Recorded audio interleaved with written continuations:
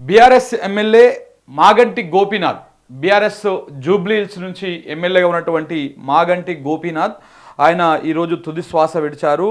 తెల్లవారుజామున ఈరోజు ఉదయం తెల్లవారుజామున 5:45 ఆయన కన్నుమూశారు. ఆయన ఆరోగ్య సమస్యలతో అనారోగ్య సమస్యతోటి ఆయన కొంత హాస్పిటల్లో ట్రీట్మెంట్ పొందుతున్నాడు ఒక 3 రోజుల నుంచి. ఆయన ఇవాళ తుది శ్వాస విడిచిండ్రు. తెల్లవారుజామున 5:45 చనిపోవడం జరిగింది. అయితే మాగంటి గోపీనాథ్ రాజకీయ చరిత్ర, రాజకీయ ప్రస్థానం ఒకసారి చూద్దాం. ఆయన బేసిక్గా కొంత కిడ్నీకి సంబంధించినటువంటి వ్యాధితోనే ఆయన బాధపడతా ఉన్నాడు. బేసిక్గా గత కొంతకాలంగా ఆయన బాధపడతా ఉన్నాడు. ఆయన వెయిట్ కూడా బాగా లాస్ అయ్యారు. ఆ రకమైనటువంటి వ్యాధితో ఇబ్బంది పడుతూ ఉన్నారు. దాని తర్వాత రీసెంట్గా ఒక 3-4 రోజుల క్రితం ఆయనకు సివియర్ హార్ట్ అటాక్ రావడంతో ఆయన ఏఐజీ హాస్పిటల్లో, గచ్చిబౌలిలో ఉన్నటువంటి ఏఐజీ హాస్పిటల్లో ఆయన జాయిన్ కావడం జరిగింది. ఏఐజీ హాస్పిటల్లో ఆయనకు 3 రోజుల నుంచి ట్రీట్మెంట్ అందిస్తూ ఉన్నారు. సో ఆయన కోలుకుంటారని, ఆయన బయటకు వస్తారని బీఆర్ఎస్ నాయకులు మొన్న 2 రోజుల క్రితమే హరీష్ రావు గారు కావచ్చు, దాసోస్ శ్రవణ్ కావచ్చు, నిన్న వెళ్ళి పరామర్శించినటువంటి కేటీఆర్ గారు కావచ్చు, అందరూ ఆకాంక్షించారు. ఆ కుటుంబ సభ్యులని హాస్పిటల్కి వెళ్ళి పరామర్శించారు. ఆయన గోపీనాథ్ ఆరోగ్య పరిస్థితిని ఏ రకంగా ఉన్నది ఏంటి అని అడిగి తెలుసుకున్నారు. ఇవన్నీ కూడా అయిపోయింది. అయితే బీఆర్ఎస్ శ్రేణులు కూడా, బీఆర్ఎస్ అధినాయకత్వం కూడా గోపీనాథ్ కోలుకుంటాడు, తొందరలోనే బయటకు వస్తాడు అని చెప్పేసి ఆశించారు. కుటుంబ సభ్యులు కూడా ఆశించారు. కానీ ఇవాళ తెల్లవారుజామున ఒక బ్యాడ్ న్యూస్ వినాల్సి వచ్చింది. 5:45 తుది శ్వాస విడిచారు ఆయన ఏఐజీ హాస్పిటల్లో. మరి కాసేపట్లో ఆయనని జూబ్లీ హిల్స్లోనే ఆయన నివాసానికి భౌతిక కాయాన్ని తరలించేటువంటి అవకాశాలు కూడా ఉన్నాయి. అక్కడ తీసుకొస్తారు. దాంతోపాటు ఇప్పటికే మాగంటి గోపీనాథ్ మృతి పట్ల ఇటు ముఖ్యమంత్రి రేవంత్ రెడ్డి గారు సంతాపం తెలిపారు. ఇటు రాష్ట్ర మంత్రులు కూడా పలువురు సంతాపం తెలిపారు. దాంతోపాటు ఆ పార్టీ ఎవరైతే బీఆర్ఎస్ ఎమ్మెల్యేగా ఉన్నటువంటి గోపీనాథ్, ఆ పార్టీ అధ్యక్షుడు కేసీఆర్ గారు కూడా గోపీనాథ్ మృతి పట్ల తీవ్ర దిగ్భ్రాంతిని వ్యక్తం చేశారు. ఆయన కాసేపట్లో ఎర్రవెల్లి తన నివాసం నుంచి, వ్యవసాయ క్షేత్రం నుంచి బయలుదేరి కాసేపట్లో జూబ్లీ హిల్స్ గోపీనాథ్ ఇంటికి వచ్చేటువంటి అవకాశం కనపడతా ఉంది. అక్కడ వచ్చి ఆయన భౌతిక కాయానికి నివాళులు అర్పించి వారి కుటుంబ సభ్యులను పరామర్శించి ఓదార్చేటువంటి అవకాశం ఉంటుంది. దాని తర్వాత ఇప్పటికే ఏఐజీ హాస్పిటల్కి హరీష్ రావు గారు వెళ్ళారు, కేటీఆర్ గారు వెళ్ళారు. బీఆర్ఎస్ ముఖ్య నాయకులు, స్థానికంగా ఉన్నటువంటి ఎమ్మెల్యేలు, కూకట్పల్లి ఎమ్మెల్యే కానీ, ఇట్లా వివేకానంద కానీ వీళ్ళందరూ కూడా అక్కడికి వెళ్ళి హాస్పిటల్ దగ్గరే ఉన్నారు. అక్కడ పరిస్థితులను పర్యవేక్షిస్తూ ఉన్నారు. దాంతోపాటు ఇప్పుడు బీఆర్ఎస్ అధినేత కూడా ఎర్రవెల్లి ఫామ్ హౌస్ నుంచి కాసేపు అయితే బయలుదేరి జూబ్లీ హిల్స్లో మాగంటి గోపీనాథ్ ఇంటికి చేరుకున్నటువంటి అవకాశం ఉన్నది. అయితే ఒకసారి మనం మాగంటి గోపీనాథ్ రాజకీయ ప్రస్థానాన్ని చూద్దాం. ఆయన ఎక్కడ రాజకీయ ప్రస్థానాన్ని స్టార్ట్ చేసిండు. ఇప్పటికి ఆయన 3 సార్లు ఎమ్మెల్యేగా గెలిచిండు.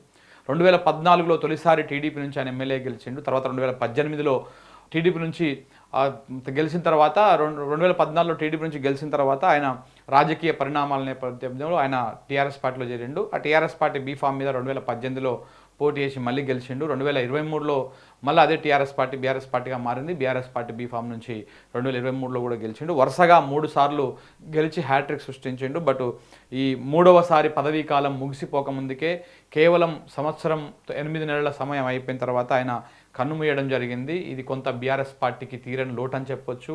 ఈ బీఆర్ఎస్ పార్టీ ఉన్నటువంటి కష్టకాలాల్లో ఒక సహచరుణ్ణి, ఒక ఎమ్మెల్యేను కోల్పోవడం ఇటు పార్టీ పరంగా కానీ, వాళ్లకు కానీ వాళ్ళ ఆత్మీయుడు కోల్పోవడం కానీ కొంత ఇబ్బందికరంగానే ఉందని కూడా చెప్పొచ్చు. ఒకసారి మనం మాగంటి గోపీనాథ్ ఫోటోని ఇక్కడ చూస్తూ ఉన్నాం. ఈయననే మాగంటి గోపీనాథ్.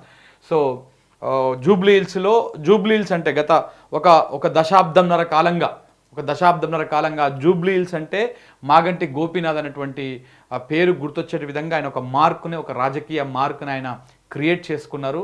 సో ఆయనకు ఎదురు లేకుండా 3 పర్యాలుగా గెలుచుకుంటూ వచ్చారు. తొలిసారి గెలిచినప్పుడు కేవలం 9,000 ఓట్ల మెజారిటీతో ఎమ్మెల్యేగా గెలిచారు. బట్ రెండవసారి 16,000 ఓట్లు, మూడవసారి కూడా 16,337 ఓట్ల మెజారిటీతోని మాగంటి గోపీనాథ్ గెలవడం జరిగింది. ఒకసారి ఆయన రాజకీయ ప్రస్థానం కూడా చూద్దాం. ఆయన రాజకీయ ప్రస్థానం, పర్సనల్ లైఫ్ ఇవన్నీ కూడా చూద్దాం. మాగంటి గోపీనాథ్ 62 సంవత్సరాలు ఉన్నాయి ఇప్పుడు ఆయనకి. ఆయన 1963 జూన్ 2వ తారీఖు నాడు జన్మించడం జరిగింది. ఆయన తండ్రి కృష్ణమూర్తి గారు, తల్లి మహానంద కుమారి గారు, వాళ్ళిద్దరి సంతానమే మాగంటి గోపీనాథ్. ఇప్పుడు ఇవాళ చనిపోయినటువంటి మాగంటి గోపీనాథ్ గారు వారి సంతానం. ఇక గోపీనాథ్ గారి భార్య సునీత, ఆయనకు ఒక కుమారుడు, 2 కుమార్తెలు కూడా ఉన్నారు, 3 పిల్లలు గోపీనాథ్కు ఉన్నారు. అయితే ఈయన రాజకీయ ప్రస్థానం ఎక్కడ స్టార్ట్ అయింది? గోపీనాథ్ రాజకీయ ప్రస్థానం అంటే టీడీపీలో స్టార్ట్ అయింది. 1983లో టీడీపీలో ఆయన రాజకీయ ప్రస్థానం స్టార్ట్ అయింది. తెలుగు యువత రాష్ట్ర అధ్యక్షునిగా ఆయన చాలా కాలం పాటు పనిచేసిండ్రు. టీడీపీలో కీలక భూమిక పోషించని చెప్పొచ్చు. టీడీపీ తొలినాళ్లలో ఎన్టీఆర్ చేతుల మీదుగానే ఆయన పార్టీలో చేరినప్పుడు సీనియర్ ఎన్టీఆర్ ఉన్నారు కదా, నందమూరి తారక రామారావు గారు, ఆయన చేతుల మీదుగానే సభ్యత్వ కార్యక్రమాన్ని కూడా టీడీపీ సభ్యత్వ కార్యక్రమాన్ని తీసుకున్నాడు. అలాగే 1985 నుంచి 1992 వరకు, అంటే పార్టీలో చేరినటువంటి 2 సంవత్సరాలకే ఆయనకు తెలుగు యువత రాష్ట్ర అధ్యక్షుడి పదవి ఇచ్చిర్రు. సో ఆయన తెలుగు యువత రాష్ట్ర అధ్యక్షుడి హోదాలో దాదాపు ఒక 7 సంవత్సరాలు పనిచేయడం జరిగింది. 7 సంవత్సరాలు సుదీర్ఘ కాలం పాటు తెలుగు యువత రాష్ట్ర అధ్యక్షునిగా పనిచేసి పార్టీకి కొంత ఎనలేని సేవలు అందించాలని చెప్పవచ్చు. సో దాని తర్వాత 1987 నుంచి 87లో ఒకసారి, 98లో ఒకసారి హైదరాబాద్ అర్బన్ డెవలప్మెంట్ అథారిటీ డైరెక్టర్గా కూడా ఆయన పనిచేసిండు. 1988 నుంచి 93 దాకా, అంటే తెలుగు యువత రాష్ట్ర అధ్యక్షునిగా ఉంటున్న సమయంలోనే ఈయన వినియోగదారుల ఫోరం అధ్యక్షుడు కూడా అయ్యిండు. సో రాష్ట్ర వినియోగదారుల ఫోరం అధ్యక్షునిగా కూడా ఆయన సేవలు అందించింది. దాని తర్వాత పొలిటికల్గా పూర్తి స్థాయి పొలిటికల్ నాయకుడిగా 1990 తర్వాత ఆయన టీడీపీ పార్టీ హైదరాబాద్ ప్రెసిడెంట్గా కూడా సేవలు అందించిండు. హైదరాబాదు జిల్లా అధ్యక్షునిగా కూడా ఆయన ఉన్నాడు. ఇక దాని తర్వాత 2014లో రాష్ట్రం విడిపోయింది, 2 రాష్ట్రాలు ఏర్పడ్డాయి, తెలుగు రాష్ట్రాలు, తెలంగాణ, ఏపీ ఏర్పడిన తర్వాత ఇక్కడ 2014లో టీడీపీ కూడా ఇక్కడ పోటీ చేసింది. ఇక్కడ పోటీ చేసి గెలిచినటువంటి ఎమ్మెల్యేలలో జూబ్లీ హిల్స్ నుంచి 2014లో టీడీపీ నుంచి పోటీ చేసినటువంటి మాగంటి గోపీనాథ్, ఎంఐఎం నుంచి పోటీ చేసినటువంటి నవీన్ యాదవ్ మీద 9,242 ఓట్ల మెజారిటీతోని ఆయన తొలిసారి ఎమ్మెల్యేగా గెలవడం జరిగింది మాగంటి గోపీనాథ్. సో గెలిచిన తర్వాత రాజకీయ పునరేకీకరణ జరిగింది. రాజకీయంగా ఇక్కడ టీడీపీ తన ప్రస్థానాన్ని ఇక్కడ ముగించుకోవడం జరిగింది. సో టీడీపీ కొంత ఏపీ మీద, ఎందుకంటే అక్కడ ఏపీలో కూడా అప్పుడు చంద్రబాబు నాయుడు ముఖ్యమంత్రి అయ్యారు కాబట్టి ఈ తెలంగాణ మీద వాళ్ళు పెద్దగా ఆశ పెట్టుకోలేదు. తెలంగాణ నుంచి వాళ్ళు ఇంకొకటి ఓటుకు నోటు కేసు కూడా టీడీపీ ఇక్కడ నుంచి వెళ్ళిపోవడానికి ఒక కారణమైంది. ఆ నేపథ్యంలో రాజకీయ ఒక అనిశ్చితి ఏర్పడినటువంటి నేపథ్యంలో మాగంటి గోపీనాథ్ తెలంగాణ రాష్ట్ర సమితి, అప్పటికి అధికారం ఉన్నటువంటి పార్టీలోకి ఆయన మారడం జరిగింది. ఆయన మారి 2018లో అదే టీఆర్ఎస్ పార్టీ బీఫామ్ నుంచి మళ్ళీ ఎమ్మెల్యేగా, ఇప్పుడు టీడీపీ నుంచి పోటీ చేసినప్పుడు 9,242 ఓట్ల మెజార్టీతో గెలిస్తే టీఆర్ఎస్ పార్టీ అంటే అప్పుడు టీఆర్ఎస్ పార్టీ నుంచి పోటీ చేసినప్పుడు కాంగ్రెస్ అభ్యర్థి అయినటువంటి పి విష్ణువర్ధన్ రెడ్డి మీద 16,004 ఓట్ల మెజారిటీతోటి ఆయన గెలవడం జరిగింది. 2018లో రెండోసారి గెలిచిండు. ఇక 2023లో బీఆర్ఎస్ పార్టీ నుంచి పోయినసారి జరిగినటువంటి అసెంబ్లీ ఎన్నికల్లో బీఆర్ఎస్ పార్టీ బీఫామ్ మీద పోటీ చేశారు. అయితే కాంగ్రెస్ అభ్యర్థిగా అజారుద్దీన్ ఉన్నాడు అనమాట. మాజీ క్రికెటర్ అజారుద్దీన్ కాంగ్రెస్ పార్టీ నుంచి పోటీ చేసిండు. ఆయన కాంగ్రెస్ పార్టీ నుంచి పోటీ చేస్తే అజారుద్దీన్ మీద 16,337 ఓట్ల మెజారిటీ తోటి అజారుద్దీన్ మీద 3వసారి గెలిచి విక్టరీ హ్యాట్రిక్ సొంతం చేసుకున్నాడు మాగంటి గోపీనాథ్. అయితే గెలిచిన తర్వాత జరిగినటువంటి అసెంబ్లీ ఎన్నికల్లో బీఆర్ఎస్ పార్టీ అధికారాన్ని కోల్పోయింది, ప్రతిపక్ష పార్టీగా మిగిలింది. అయితే ఆ నేపథ్యంలో మాగంటి గోపీనాథ్ కూడా పార్టీ మారుతాడు. ఎందుకంటే కాంగ్రెస్ పార్టీ అధికారంలోకి వచ్చింది. చంద్రబాబు నాయుడుకి అత్యంత సన్నిహితంగా చంద్రబాబు నాయుడు శిష్యుడిగా ఉన్నటువంటి రేవంత్ రెడ్డి ముఖ్యమంత్రి అయ్యిండు. కాబట్టి చంద్రబాబు నాయుడు టీడీపీ నుంచి వచ్చినటువంటి వ్యక్తే కాబట్టి మాగంటి గోపీనాథ్ కాంగ్రెస్లోకి పోతున్నటువంటి ప్రచారం కూడా జరిగింది. కానీ ఆయన అలాంటి ప్రచారాలన్నింటికి చెక్ పెట్టి నేను ఏ పార్టీ మారడం లేదు, నేను బీఆర్ఎస్ పార్టీలోనే కొనసాగుతా, నా చివరి వరకు బీఆర్ఎస్ పార్టీలోనే ఉంటా అని చెప్పేసి ఆయన చెప్పి ఇవాళ ఆయన అందులోనే కొనసాగుకుంటా ఉన్నాడు. సో చివరికి ఇవాళ అయితే ఇక్కడ మాగంటి గోపీనాథ్ చనిపోవడానికి ఆయన కొంత అనారోగ్య సమస్యతో బాధపడుతూ ఉన్నాడు.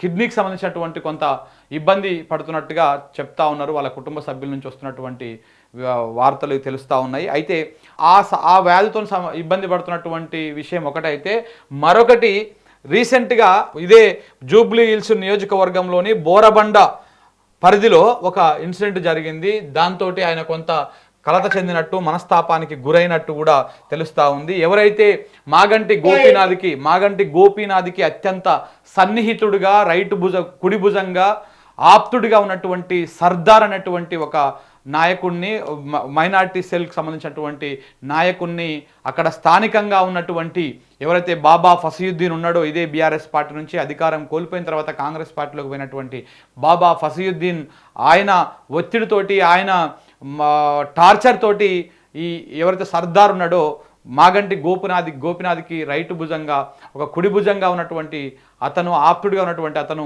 ఆత్మహత్య చేసుకున్నాడు, సూసైడ్ చేసుకున్నాడు. దానికి కారణం కూడా బాబా ఫసీయుద్దీన్ ఒత్తిడి, ఆయన పెడుతున్నటువంటి టార్చరు, దానివల్లనే నేను చనిపోతానని చెప్పేసి కూడా ఆయన మరణ వాంగ్మూలంలో చెప్పినట్టు అక్కడ స్థానికులు చెప్తా ఉన్నారు, బీఆర్ఎస్ పార్టీ నాయకులు కూడా ఆరోపిస్తూ ఉన్నారు. అయితే ఈ నేపథ్యంలో ఆయన చనిపోయిన తర్వాత ఒక్కసారిగా ఆయన కలత చెందిండు. కొంత ఎట్లా దగ్గర వ్యక్తులు చనిపోతే ఎట్లా ఉంటుంది, కొంత బాధపడతారనమాట. సో అట్లా బాధకు గురైపోయిండు, బాగా మానసికంగా కుంగిపోయిండు. అందుకోసమే ఆయన ఆ మానసిక కుంగుతోనే ఆయనకు హార్ట్ అటాక్ కూడా రావడం జరిగింది. ఇప్పటికే కిడ్నీ సమస్య, ఇప్పుడు హార్ట్ అటాక్ సివియర్గా రావడంతో ఆయన్ను హుటాహుటిన ఏఐజీ హాస్పిటల్ తరలించారు. అక్కడ ట్రీట్మెంట్ అవుతున్న సందర్భంగా అక్కడికి వెళ్ళినటువంటి దాసో శ్రవణ్ గారు కొన్ని కీలక వ్యాఖ్యలు చేశారు. అవి ఒకసారి మనం విందాం. 23 తారీఖు నాడు ఏదైతే బీఆర్ఎస్ పార్టీ మైనారిటీ విభాగానికి చెందినటువంటి అత్యంత కీలక నాయకుడు, గోరబండ డివిజన్ చెందినటువంటి ఒక నాయకుడు, ఆయనకు అత్యంత సన్నిహితుడు, 24 గంటలు వెంబడి ఉండేటువంటి ఒక అత్యంత సన్నిహితుడైనటువంటి సర్దార్ ఆత్మహత్య చేసుకోవటము, అక్కడ బాబా ఫసీయుద్దీన్ అనేటువంటి ఒక వ్యక్తి యొక్క ప్రేరణకు గురై, ఒత్తిడికి గురై, మానసిక ఒత్తిడికి కూడా అనేక రకాలైనటువంటి ఒక మానసిక ఒత్తిడికి వారు గురైనారని వారి కుటుంబ సభ్యులు చెప్తా ఉన్నారు. తినమంటే తినకుండా, నిద్రపోకుండా ఎప్పుడు సర్దార్నే తలుచుకుంటూ నా కుడి భుజం పోయింది అని చెప్పని బాధపడ్డాడు అని చెప్పని వాళ్ళ కుటుంబ సభ్యులు చెప్తా ఉన్నారు. దానికి తోడుగా పోలీసులు చర్య తీసుకోండి, సర్దార్ వీడియో తీసి మరి కంప్లైంట్ ఒక రకంగా ఇచ్చిన తర్వాత, కుటుంబ సభ్యులు చెప్పిన తర్వాత కూడా పోలీసులు ఏమాత్రం చర్య తీసుకోవట్లేదు అని చెప్పని వాపోయినరు అని సాక్షాత్తు కూకట్పల్లి శాసనసభ్యులైన కృష్ణారావు గారితో దాదాపు ఇవాళ కలిపి దాదాపు 10-12 సార్లు ఫోన్ లో మాట్లాడి, గంటలు మాట్లాడి పోలీసులు ఈ రకంగా ఎందుకు వ్యవహరిస్తా ఉన్నారు. సర్దార్ చాలా మంచివాడు, మానవత్వం ఉన్నవాడు, బీఆర్ఎస్ పార్టీకి మంచి కార్యకర్త, నా కుడిభుజం లాంటి వాడు చనిపోయిండు అని చెప్పని సొంత కుటుంబ సభ్యుడు పోతే ఎంతైతే బాధపడతాడో అంత బాధపడ్డాడు, ఒక ఒత్తిడికి గురైండు అని చెప్పని వారు కూడా చెప్పినారు, కుటుంబ సభ్యులు కూడా చెప్పినారు. మొత్తానికి మానసిక ఒత్తిడితో, ఆ స్ట్రెస్ కు తట్టుకోలేక ఇవాళ ఈరోజు ఈ యొక్క దుస్థితి ఇవాళ మాగంటి గోపీనాథ్ గారికి వచ్చింది. భగవంతుడిని మేము బీఆర్ఎస్ పార్టీ కార్యకర్తలుగా, నాయకులుగా మేమంతా ప్రార్థిస్తా ఉన్నాం.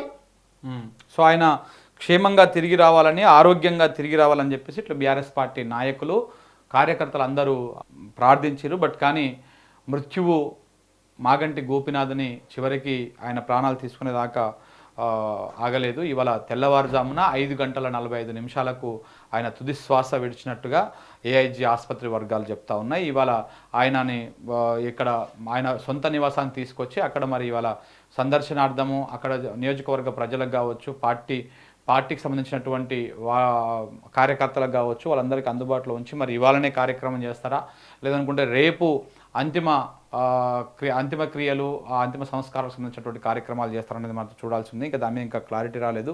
సో ఏది ఏమైనా బీఆర్ఎస్ పార్టీ ఈ సమయంలో, ఈ క్లిష్ట పరిస్థితిలో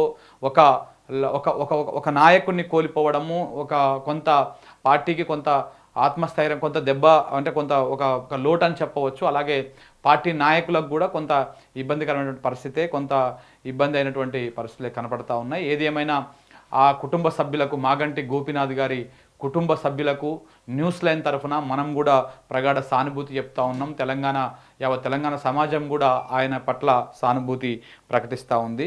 సో కాబట్టి ఇది మాగంటి గోపీనాథ్ సంబంధించినటువంటి వ్యవహారం మిత్రులారా.